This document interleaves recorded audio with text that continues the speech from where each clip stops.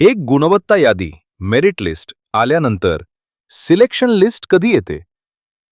साधारणपणे कोणत्याही सरकारी भरतीमध्ये मेरिट लिस्ट स्लॅश गुणानुक्रम यादी आल्यानंतर 15 ते 45 दिवसांच्या आत फायनल सिलेक्शन लिस्ट येऊ शकते. तू सांगितल्याप्रमाणे 25 दिवस झाले असतील तर पुढील 1 ते 3 आठवड्यात सिलेक्शन लिस्ट येण्याची शक्यता असते. कारण या दरम्यान विभाग काय करतो? डॉक्युमेंट व्हेरिफिकेशन तपासणी, कॅटेगरी वाईज सीट तपासणी, फायनल अप्रूव्हल म्हणून थोडा वेळ लागतो.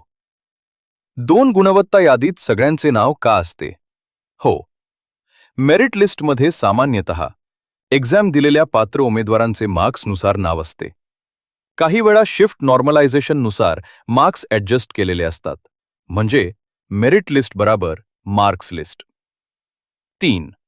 सिलेक्शन लिस्टमध्ये काय होते? सिलेक्शन लिस्टमध्ये फक्त जागा इतके उमेदवार घेतले जातात. कॅटेगरीनुसार सिलेक्शन होते. उदाहरण, जर 100 जागा असतील तर सिलेक्शन लिस्टमध्ये 100 ते 120 लोकांचे नाव येऊ शकते. बाकी उमेदवार वेटिंग लिस्टमध्ये जातात. 4. धर्मादाय आयुक्त भरती 2025 मध्ये काय होऊ शकते? मेरिट लिस्ट आधीच आलीये. आता final selection plus waiting list येईल. त्यानंतर जॉईनिंग स्लॅश डॉक्युमेंट व्हेरिफिकेशन प्रक्रिया सुरू होते.